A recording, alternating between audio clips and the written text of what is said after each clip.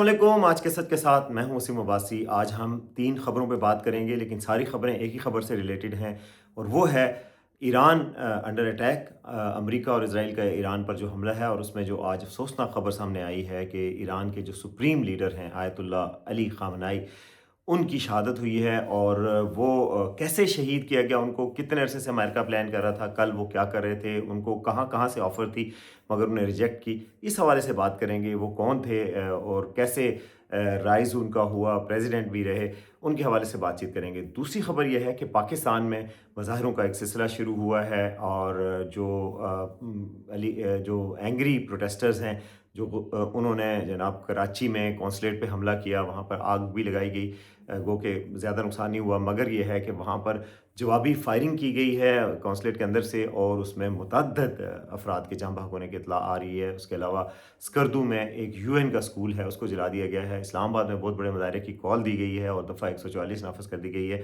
تو پاکستان میں بھی صورتحال کشیدہ ہے۔ تیسری خبر ہے کہ پوری دنیا میں ایئر لائنز کا کام متاثر ہوا ہے۔ خلیجی ممالک میں خوف و ہراس کی سچویشن ہے اس وقت، اور قطر اور ایمریٹس کی ایئر لائن، جو کہ دنیا کی بڑی ایئر لائنز ہیں، انہوں نے اپنے آپریشنز کو معطل کر دیا ہے۔ ایئرپورٹس پہ کیوس کی سچویشن ہے۔ دوسری طرف آئل کی پرائسز بڑھنے کا خدشہ ہے، اور پاکستان میں کیا سچویشن ہے آئل کے حوالے سے، اور کیا کہا گیا اوگرا کی طرف سے، وہ بھی آپ کو بتائیں گے کہ پاکستان میں کتنے دن کا ذخیرہ باقی ہے، اور پاکستان میں آئل کی سچویشن کیا ہے۔ تو سب سے پہلے اس چینل کو سبسکرائب کریں تاکہ ہم آپ کو بتاتے رہیں کہ اس ملک میں وہ پوری دنیا میں اس وقت کیا ہو رہا ہے، اور جو ہے اس کے بیہائنڈ کیا چل رہا ہے۔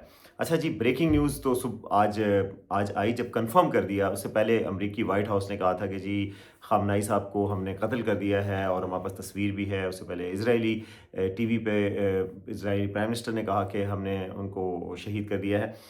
لیکن آج صبح جو ہے وہ ایران کے میڈیا نے آفیشیلی، پریس ٹی وی نے، باقی ایران کے جو آفیشیل سرکاری ٹی وی ہے، اس نے کنفرم کیا کہ ان کی ڈیتھ ہو گئی ہے، انا للہ و انا الیہ راجعون۔ اور اس کے بعد جو ہے وہ بڑی جذباتی انداز میں انہوں نے کہا، اور یہ بھی کہا گیا کہ ایسا رسپانس ایران کا آئے گا، ایران نے پھر فریش حملے کیے کہ دنیا دیکھے گی کہ ہمارے لیڈر کو شہید کیا گیا۔ مگر ساتھ ساتھ یہ بھی کہا گیا کہ ان کی جو جانشینی کا معاملہ ہے وہ ایران طے کر لے گا، اور وہاں ایران میں ایک پورا سسٹم موجود ہے۔ آپ کو پتہ ہے کہ ان کے قوانین کے تحت ایک پوری ہائرارکی موجود ہے، اور اس کے بعد جو ہے وہ کس کو متعین ہونا ہے، ایک 3 رکنی کونسل تو بنا دی گئی ہے شورا، جو فیصلے کرے گی، لیکن اس کے علاوہ ایک پوری ہائرارکی کا ایک نظام بھی موجود ہے۔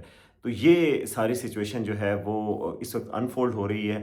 ہم آپ کو بتاتے ہیں کہ خامنائی صاحب کون تھے۔ 1939 میں پیدا ہوئے تھے خامنائی صاحب، اور جناب وہ بڑے قریبی ساتھی تھے جو ایران کا انقلاب آیا تھا، اور اس میں پریزیڈنٹ بھی رہے، اور خمینی صاحب کے بڑے قریبی ساتھی تھے۔ پھر جب وہ 1989 میں یہ صدر بن گئے تھے، 1989 میں یہ پھر سپریم لیڈر بنے۔ اس سے پہلے یہ صدر رہے جب ایران عراق کی جنگ ہوئی، اس میں بھی یہ صدارت کرتے رہے، قریبی ساتھیوں میں شمار ہوتے تھے۔ ان کا ایک بیان بھی وائرل ہو رہا ہے جس میں یہ کہہ رہے تھے کہ میں تو نہیں بننا چاہ رہا تھا صدر، لیکن پھر بھی مجھے بنایا گیا، میں یعنی سپریم لیڈر نہیں بننا چاہ رہا تھا، پھر میں بنایا گیا۔ پھر ان کی عمر اب آپ اندازہ کریں کہ 85-86 سال کی عمر کے تھے، اور ان کی تصویر بھی آئی ہے۔ یہ ایران میں انٹیلیجنس کا بہت بڑا فیلئر بھی تھا۔ کیسے ان کو شہید کیا گیا یہ میں آپ کو بتانا چاہ رہا تھا کہ 2 مہینے سے ان کی جو American intelligence, new York Times کی رپورٹ کے مطابق امریکن انٹیلیجنس ان کو 2 مہینے سے فالو کری تھی، ان کی نقل و حرکت کی، ان کو کہاں جاتے ہیں کہاں آتے ہیں۔ انیشیل پلان یہ تھا کہ رات کے وقت ایران پہ حملہ کیا جائے گا، اسرائیل اور ایران کی طرف سے، اسرائیل اور امریکہ کی طرف سے۔ پھر بعد میں اس کو چینج کیا گیا جب یہ پتہ چلا کہ کل جو گزشتہ کل ہے، یعنی اس میں انہوں نے میٹنگ کرنی ہے 9 بجے اپنے لیڈرز کے ساتھ، تو اس حساب سے پھر پلان بنایا گیا امریکہ اور اسرائیل کی طرف سے۔ صبح جو ہے 2.5 گھنٹے پہلے اسرائیل تل ابیب سے طیارے اڑے، امریکی اور اسرائیلی، اور اس میں جدید ویپنز تھے، میزائل سسٹم تھا جو پریسین، جو بالکل ایکوریٹ اس پہ لانچ ہوتے ہیں، اس کے ساتھ اڑے، اور 2 گھنٹے سے زائد کی پرواز مکمل کر کے ان کو 9 بجے کے قریب اس کو نشانہ بنایا گیا۔ اس کے ساتھ ہی ساتھ خامنائی صاحب کے ساتھ کی سینئر لیڈرشپ موجود تھی، پریزیڈنٹ نہیں تھے لیکن باقی ان کے لیڈر تھے، ان کے جو جانشین تھے وہ بھی ان کے ساتھ تھے، ان کی فیملی کے لوگ بھی تھے، ان کے پوتے بھی اور ان کے داماد بھی، یہ سب شہید ہو گئے اس میں۔ کل یہ میڈیا پہ انہوں نے خبر نہیں نکالی، لیکن اس کے بعد خبر آئی، اور آج پورے ایران میں مظاہرے پھر سامنے آ گئے۔ تو یہ ایک ٹارگیٹڈ حملہ کیا گیا تھا، اور ایسے وقت میں حملہ کیا گیا جب عمان کے جو میڈیٹرز ہیں انہوں نے کہا کہ پیس کا مسئلہ حل ہو چکا تھا، اور ہم نے پیس انشور کر لیا تھا۔ لیکن اس کے باوجود بھی اٹیک کیا گیا. تو یہ بڑا انفارچونیٹ تھا کہ یہ اٹیک اس وقت کیا گیا اور پوری دنیا کے امن کو خطرے میں ڈال دیا گیا. اب جو یہ خبر آئی ایران کے حوالے سے، خامنائی صاحب کے حوالے سے میں آپ کو بتانا بھی چاہ رہا تھا کہ یہ کون تھے. خامنئی صاحب ظاہر ہے وہ سپریم لیڈر رہے اور پھر ان کی زندگی کی خدمات کے حوالے سے ہے. 86 سالہ ایک شخص تھے. انہوں نے کہا تھا کہ بھائی اگر میں شہید بھی ہو جاؤں گا تو مجھے کوئی مسئلہ نہیں ہوگا، مجھے بلکہ خوشی ہوگی. مجھے اگر طبعی موت آئی تو مجھے افسوس ہوگا کہ میں طبعی موت مرا ہوں، اور میں چاہتا تھا کہ میں اپنے ملک کے لیے جان دوں، شہادت دوں، یہ زیادہ بہتر ہوگی. اچھا، اس وقت ان کے اکاؤنٹ سے جو ہے وہ ایک آخری جو میسج آیا ہے وہ کیا تھا؟ وہ آخری میسج جناب وہ ایک قرآن کی آیت ہے، وہ پوسٹ کی گئی ان کی طرف سے.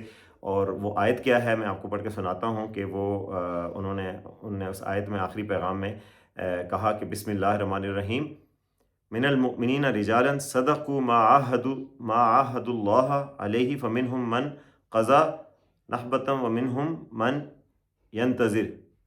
تو یہ آیت تھی جس کا ترجمہ کیا ہے؟ اس کا ترجمہ یہ ہے کہ جی ایمان والوں میں سے ایسے مرد بھی ہیں جو اللہ سے کیے گئے عہد کے سچے ثابت ہوئے ہیں. ان میں سے بعض نے اپنا وعدہ پورا کر دیا اپنی جان دے کر یعنی، اور بعض ابھی انتظار میں ہیں اور انہوں نے تھوڑی سی بھی تبدیلی نہیں کی.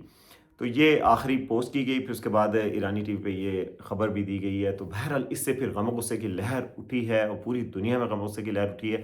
پاکستان میں بھی، پاکستان میں آپ کو پتہ بڑی تعداد ہے جو ان کے فالورز کی شیعہ پاپولیشن ہے، وہ باہر بھی نکلی، مظاہرے بھی کیے، لیکن افسوسناک بات یہ کہ اس میں پرتشدد عنصر آ گیا اور کراچی میں جو مظاہرین تھے وہ کونسلیٹ پہنچے، امریکن کونسلیٹ کے اندر تک پہنچ گئے. یہ سیکورٹی فیلئر بھی تھا کراچی کی پولیس کا اور باقی کا کہ اس وقت وہ نہیں آ سکے، اور بہت بڑی تعداد مظاہرین کے اندر آئی. انہوں نے توڑ پھوڑ بھی کی اور اس کو آگ لگانے کی بھی کوشش کی. اندر سے فائرنگ ہوئی اور فائرنگ کی گئی. ظاہر ہے اندر سیکورٹی کے لوگ ہوتے ہیں جو کونسلیٹ کی سیکورٹی پہ امریکن لوگ موجود تھے، انہوں نے فائرنگ کی اور اس فائرنگ سے اب تک کے اطلاعات کے مطابق 10 افراد جو ہے جہاں بحق ہو گئے ہیں اور عیدی کی جو کنفرم رپورٹس ہیں، اور پولیس اہلکار بھی زخمی ہیں. پھر بعد میں پولیس نے اس کا کنٹرول ریسٹور کیا. اس کے علاوہ اسکردو میں ایک یو این کا سکول ہے، اس کو آگ لگا دی. بہت بڑا مظاہرہ ہوا. اچھا، کراچی میں جو مظاہرین تھے انہوں نے زینب بون بریگیڈ جو سیریا میں تھا اس کے پرچم بھی اٹھائے ہوئے تھے.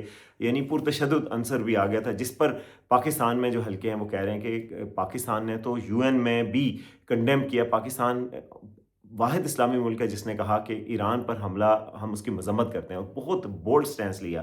ساتھ ہی ساتھ پاکستان نے یہ موقف بھی اختیار کیا کہ جی ہم کسی بھی ملک میں مداخلت نہیں چاہتے. تو اس کے بعد پاکستان میں اس طرح کے پرتشدد مظاہرے کر کے اس ملک کی سیکورٹی کو داؤ پہ لگانا اور اس ملک میں حالات خراب کرنا، جبکہ پاکستان پہلے ہی افغانستان کے محاذ پر انگیج ہے اور صورتحال اتنی نازک ہے کہ پاکستان نے ایک پرنسپل سٹینس لیا تھا ایران کے معاملے پہ. اس کے باوجود بھی، اور افغانستان کے ساتھ ہمارا معاملہ ہے، سیکورٹی کی سچویشن اس وقت ہے کہ خودکش حملے ہو رہے ہیں. امام بارگاہ پہ خودکش حملہ ہوا، باقی خودکش حملہ ہوا. ہمارا سیکورٹی اسٹریچڈ ہے کہ پروٹیکٹ کیا جائے پاکستان میں ہر کمیونٹی کو اور پاکستانی عوام کو. تو ایسے حالات میں یہ بات ذمہ دارانہ نہیں ہے کہ آپ کونسلیٹ پر اٹیک کیا جائے اور اس میں وائلنس کی طرف جایا جائے. افسوسناک ہے کہ جانیں ضائع ہوئی ہیں اور جو ہے وہ جان بحق ہوئے ہیں لوگ جو پروٹیسٹرز تھے. مگر دوسری طرف یہ ہے کہ تشدد کی طرف نہیں آنا چاہیے. اگر آپ یہ افسوس تو یہ پوری امت مسلمہ کا ہے، نقصان پوری امت مسلمہ کا ہے، افسوس کرنا چاہیے، لیکن اپنے ہی ملک کے املاک کو نقصان نہیں پہنچانا چاہیے. یہ کوئی طریقہ نہیں ہے. اس طریقے سے کچھ بھی حاصل نہیں ہوگا. اسرائیل کو کوئی نقصان نہیں، امریکہ کو کوئی نقصان نہیں. اپنے ہی ایک اسلامی ملک کا جو کہ نیکسٹ ٹارگٹ ہو سکتا ہے ان قوتوں کا، اس کو آپ پہلے ہی اندر سے کمزور کریں، یہ اچھی بات نہیں ہے. تو توقع ہے کہ ایسا نہیں ہوگا. اسلام آباد میں بھی ایک مظاہرے کی کال دی گئی. اب جب میں ریکارڈ کر رہا ہوں تو ابھی کے وقت کی گئی تھی، کوئی 2:45 بجے ہیں اس وقت، اور اتوار کے دن کے. تو ابھی کال دی گئی، لیکن اسلام آباد میں دفعہ 144 نافذ کر دی گئی، اور اسی خدشے کے پیش نظر کہ یو ایس ایمبیسی کو نشانہ نہ بنایا جائے، یہ دفعہ نافذ کر دی گئی ہے. تو ہمیں کوشش کرنی چاہیے کہ ہم بالکل بھی پرتشدد نہ ہوں، اپنے ملک کی ایک پتے کو بھی ضائع نہ کریں، اینٹ کو، ایک گملے کو نقصان نہ پہنچے. آپ مون کریں، احتجاج کریں، سامنے آئیں، نعرے لگائیں، اور جس طرح بھی ایک پروٹیسٹ کا ایک حق ہے، جس دنیا کے سامنے اپنی آواز کو رجسٹر کریں، لیکن پیسفل ہونا چاہیے پروٹیسٹ، وائلنس کی طرف نہیں جانا چاہیے. بہت افسوسناک جو واقعہ ہوا ہے کراچی میں اور جو اسکردو میں بھی ہوا ہے، تو ہمیں اپنی املاک کو نقصان نہیں پہنچانا چاہیے. اب آتے ہیں آخری خبر کی طرف، اور وہ ہے کہ جی خلیجی ممالک میں خوف و ہراس کی سچویشن ہے. دوبارہ آج اٹیک ہوئے ہیں एयरपोर्ट के करीब अटैक हुआ दुबई में, अबू ज़हबी में भी, और आपको पता है एक बिल्डिंग को निशाना बनाया गया जो बुर्ज खलीफा के करीब एक होटल है उसको निशाना बनाया गया। वहाँ पर लोग तशवीश का शिकार हैं। और फिर एमिरेट्स एयरलाइन ने ऐलान किया कि जी वो अपनी परवाज़ें जो है वो इस वक्त मुअत्तल करने का ऐलान करते हैं आर्जी तौर पर। साथ ही साथ यूएई की गवर्नमेंट ने यह ऐलान भी किया कि 22,000 के करीब जो मुसाफिर हैं जिनको ट्रांजिट में थे, जो उधर थे, जो मुतासिर हुए हैं इस सारी डिस्ट्रप्शन से, उनको अकोमोडेशन भी दी जाएगी, खाना भी दिया जाएगा और उनकी नई फ़्लाइटें भी बुक कराई जाएंगी, तो जो कोई अच्छी पेशरफ्त है। दूसरी तरफ कतर एयरलाइन ने भी कहा है कि जी वो अपनी फ़्लाइटें मुअत्तल करते हैं, और इस वक्त तक जो है वो कतर एयरलाइन ने भी अपनी फ़्लाइटें मुअत्तल कर दी हैं और परवाज़ों का, क्योंकि पूरी खलीजी ममालिक में खौफ व हरास की सिचुएशन है, क्योंकि ईरान रिटेलिएट कर रहा है कि वो क्या, और ईरान का मौक़िफ़ है कि जी वो अमरीकी तनसीबात को निशाना बना रहे हैं, जबकि खलीजी ममालिक ने इस और पूरे खलीजी ममालिक ने इस चीज़ को कंडेम किया और कहा है कि ईरान को चाहिए कि वो मुसलमान ममालिक के अंदर निशाना ना बनाए, और जो अमेरिका का जो बहरी बेड़ा है, जो भी वो अमेरिका ने अटैक किया, किसी भी खलीजी ममालिक की बेस को इस्तेमाल नहीं किया। बहरहाल एक सिचुएशन वहाँ पे भी एक सिचुएशन क्रिएट हुई हुई है जो मैंने कहा कि आपको बता दूँ। दूसरी तरफ ईरान ने जो आबनाए हरमज़ यानी कि स्ट्रेट ऑफ हॉर्मुज़ उसको बंद करने का जो ऐलान किया, उससे बड़ी तशवीश पाई जाती है पूरी दुनिया में। तेल की प्राइसेस को $150 तक बढ़ने का ख़दशा है, और पाकिस्तान में ओगरा की तरफ से कहा गया कि हमारे पास 28 दिन के ज़खायर मौजूद हैं, तेल का कोई मसला नहीं। अगर ये जंग अगले 1-2 हफ्तों में ख़त्म हो जाती है तो कोई मसला नहीं होगा, लेकिन अगर उससे बढ़ती है तो ज़ाहिर है जहाँ से गुज़रती है पाकिस्तान का ऑयल भी सऊदी अरब से आता है और खलीजी ममालिक से, वो सारा उस साइड से गुजरता है। सिवाय इसके कि एक अमेरिकी कंपनी अभी हाल ही में शामिल हुई है जो कि बाहर से भी पाकिस्तान को लाती है, तेल ला के दे सकती है। उसने कहा है कि हम आपको लाएंगे। एक मीटिंग भी हुई है इस वक्त, वजारत ख़जाना भी थे, वज़ीर पेट्रोलियम भी, उन सब ने इस स्टॉक का जायज़ा लिया कि पाकिस्तान में इस वक्त तेल के ज़खायर कितने हैं। तो कहा गया कि अभी तक तो इत्मीनान की सिचुएशन है, लेकिन हमें जो है वो विजिलेंट रहना होगा और इसका ख्याल रखना होगा। तो अल्लाह करे कि पाकिस्तान में अमन बरकरार रहे। हम सबको इसमें कंट्रीब्यूट करना चाहिए कि इस मुल्क में अमन बरकरार रहे। ये मुल्क एक उम्मत मुस्लिमा की उम्मीद भी है, और एक वाहिद और बड़ी जो ताकतें हैं और जो इस्लाम दुश्मन क़ुव्वतें हैं उनका तो निशाना भी है, उनका अगला निशाना भी हो सकता है। तो हमें कोशिश करनी है कि अपने इत्तेहाद को कायम रखें और इस मुल्क में अमन व अमान की सूरत हाल को कायम रखें। और जो मौन करना है, जो एहतजाज करना है, जो दुआ करनी है, वो सब जो है वो मिल के करें, बजाय इसके कि किसी तरह का भी नुकसान हो। तो उम्मीद की जा रही है कि काम बरकरार रहेगा और सूरत हाल बेहतर रहेगी। मीनवाइल अफ़गानिस्तान के महाज़ पर पाकिस्तान की कार्रवाइयाँ जारी हैं, और जो है वो आज भी एक उनका जो एयरपोर्ट है उसको टारगेट किया गया, बगराम एयरबेस उसको टारगेट किया गया, वहाँ पे बमबारी की गई है। और बाकी इलाके में आपको बताया कि 33 किलोमीटर का इलाका जो पाकिस्तान की फ़ौज ने कैप्चर किया बलूचिस्तान के साथ, और उसमें उसको एक बफर जोन डिक्लेयर किया हुआ है कि वहाँ से दहशतगर्दी अंदर ना आए। देखा जा रहा है कि अब वो आगे सिचुएशन क्या बनती है। फ़िलहाल पाकिस्तान की तरफ से कहा गया कि हम अपना ऑपरेशन उस वक्त तक जारी रखेंगे जब तक हमें सिक्योरिटी नहीं मिल जाती कि पाकिस्तान में दहशतगर्दी नहीं की जाएगी, पाकिस्तान के बच्चों को बमों से नहीं उड़ाया जाएगा, पाकिस्तान के मसाजिद पे हमले नहीं किए जाएंगे, और पाकिस्तान की सिक्योरिटी को, पाकिस्तान में अमन अमान को ख़तरे में नहीं डाला जाएगा। यही पाकिस्तान का अफ़गानिस्तान से मुतालबा है, और तो पाकिस्तान कोई मुतालबा नहीं चाहता। ना ज़मीन चाहिए, ना अफ़गानिस्तान पर कब्ज़ा चाहिए, ना कुछ और चाहिए। सिर्फ़ और सिर्फ सुकून चाहिए, अपने मुल्क में अमन चाहिए और गारंटी चाहिए कि वहाँ से यहाँ पर हमले नहीं किए जाएंगे, दहशतगर्द नहीं भेजे जाएंगे।